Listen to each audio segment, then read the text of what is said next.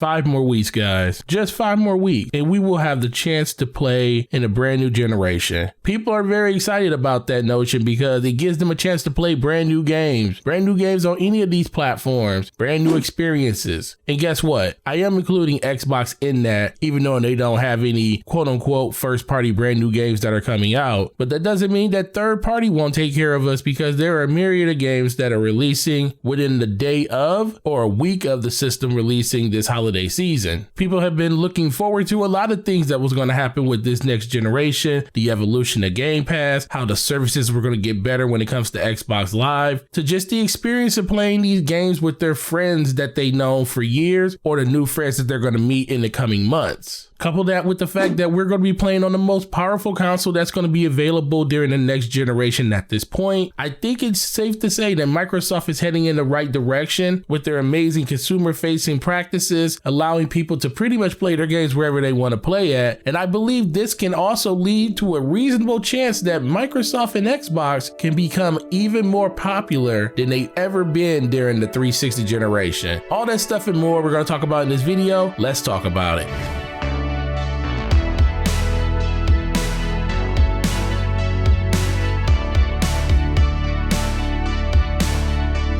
What's going on, ladies and gentlemen? It is your boy Forte, and thank you for checking out this video. Please hit that like button and please hit that subscribe button, and make sure you head over to Twitter. Follow me over there. It's the best place to interact with me as a gamer, so we can talk about the things we don't talk about in this video. So when it comes to the conversation around Xbox, I do believe a lot of people are just down on it because they felt like Microsoft just was very slow in reacting to the things that other platforms were doing, like Nintendo and PlayStation. But the things that I do want to remind people are the fact that Xbox did start out this generation very strong. We had games like Rise of Rome. We also had games like Sunset Overdrive and Quantum Break. There were a lot of brand new IPs that were brought out on the Xbox platform. And the very unfortunate reality is they own none of those studios that were making those games. You had Crytek that made Rise. You had Remedy that did Quantum Break. And Insomniac, who was purchased by PlayStation not too long ago, was the ones that made Sunset Overdrive. So for a very long time, Xbox has had a games problem when it comes to their first party. You know, Crackdown got delayed multiple times. You had games like Scalebound that got canceled. Microsoft just wasn't in a great place when it came throughout this entire generation because they were trying to fix problems or fix the narrative that was based around the system from 2013's debacle when it came to talking about DRM and talking about always online and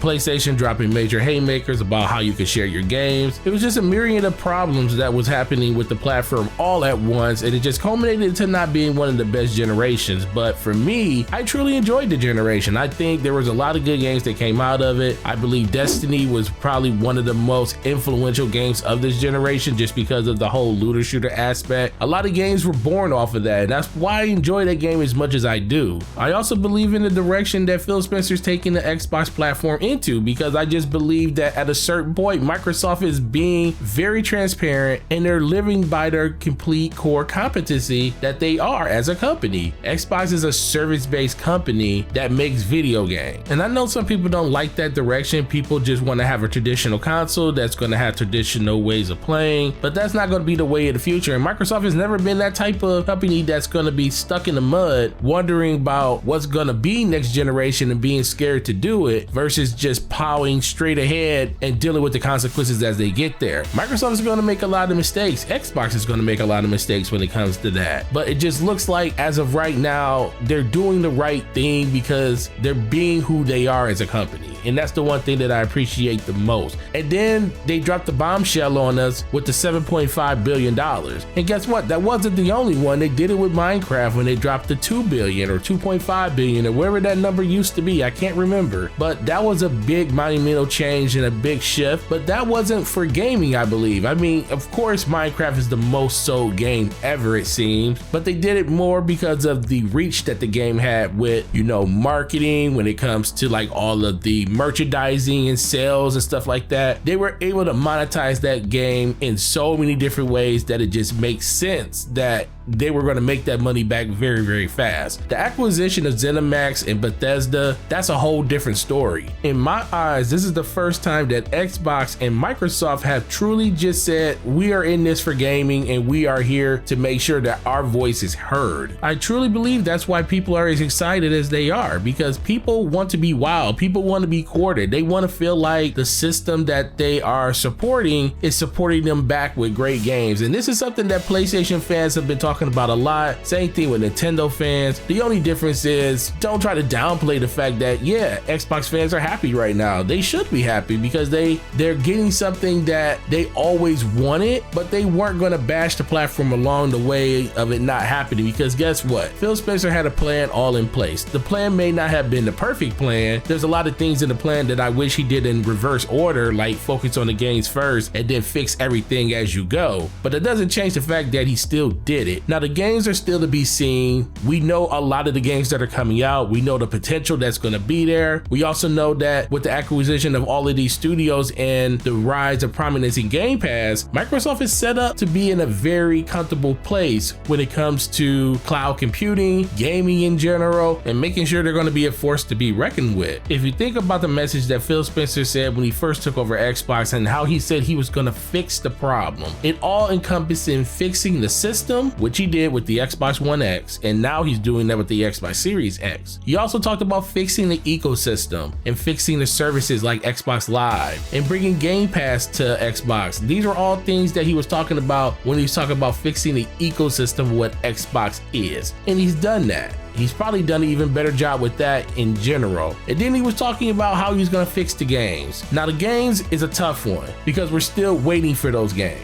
But guess what? They kinda had to work in reverse order only because they really didn't have the tools to push forward with the games like a lot of people wanted them to do. That came later, like in 2017 when they purchased a bunch of studios, and it's culminating with the purchase of Bethesda. But the reason it was out of order is the fact that they had to work with the things they had. You know, if you don't have the studios, you really can't work on that, but you know you can work on a system. You can always start up R&D, get working on a brand new system that's going to give your customer base and your fan base an even more powerful version of the system because you simped up on them when it came to the original Xbox One, and you were able to deliver and say we have the most powerful console at that date. And that moniker continues to this day when it comes to the new system that's coming out next month. And when you talk about Xbox Live, it gives you the opportunity to just reach out further with the friends that you play with in the ecosystem that you enjoy, that I enjoy immensely myself. So I think these are just a few of the things that he's done to basically bring Xbox back from where they used to be, to make them even more prominent going into the next generation. Now, I'm gonna give you the piece of feedback that I give everybody on the podcast that I'm on and the videos that I produce. Don't buy it until they give you a reason to buy it. If there's nothing for you day one to buy the system,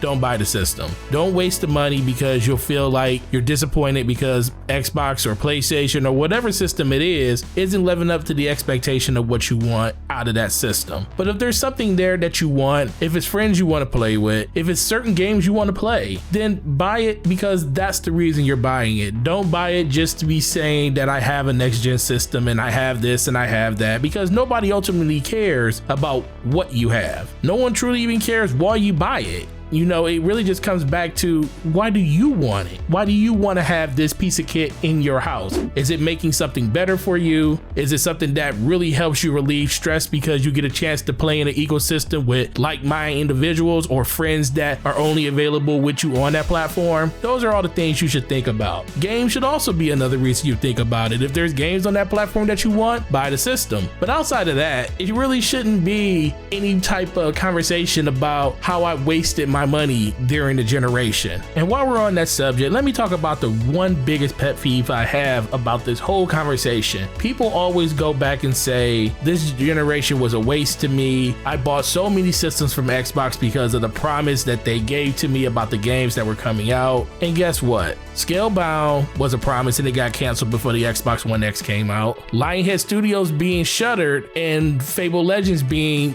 like offed was before the Xbox One X came out. There was no big games on the horizon outside of what? Crackdown 3, Ori Will of the Wisps. We also had Gears of War 5 that was coming out. And we knew we had the long-term vision of the next Halo Infinite coming, but none of those games forced you to go out and buy an Xbox One X. People say they spent $500 $5 on a paperweight because they didn't get anything from it. Well, all of those games were still coming from the system that you already had, which was the original Xbox One and the Xbox One S. And if you weren't going to get any type of benefit from the new games going forward, why would you buy that system? That's the thing that boggles my mind. I bought it because Destiny 2 was going to be at 4K 30 frames per second, and I wanted to play higher than 1080p. And even Destiny kind of didn't run at 1080p when it came to the original Xbox and the Xbox One S. That was my main reason for picking up the Xbox One X, and I don't regret it. I don't regret it one bit. I also think there's a lot of games that came out after the Xbox One X came out that made gaming a lot more bearable on the Xbox platform due to the fact that we did have higher resolutions and more stable frame rates when it came to those games. I do think that is a benefit, but guess what? I'm not here to tell you how to spend your money. I'm not telling you how to basically feel about the system you bought. I'm just telling you that it's kind of crazy that say you got no benefit for something when the benefits that they were promising you actually did get. But if you're saying they didn't show me anything next gen or new gen that's going to basically take this system to the stratosphere, they never promised you that. So it's just a whole bunch of different conversations that need to be had around this. Overall, I feel like Microsoft is heading in an amazing direction. They are doing everything that they need to do as of right now to get as many people to believe in the system that they are building, which is the next generation Xbox, which is the Xbox Series X. And I think that is incredible. And I think that they are going to compete at the highest level when it comes to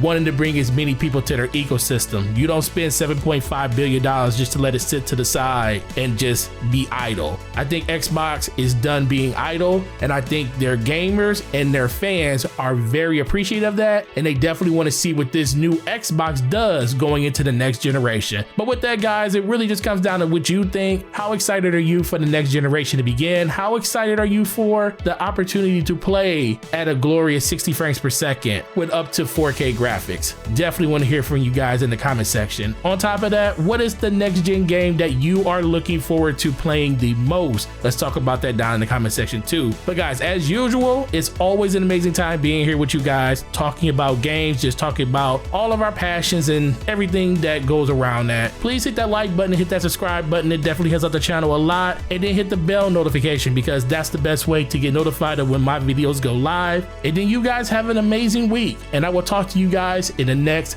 video. Check out the DPS podcast on my channel tomorrow night at 9 p.m. with Slow Mo Backslap. Hope to see you there. Peace.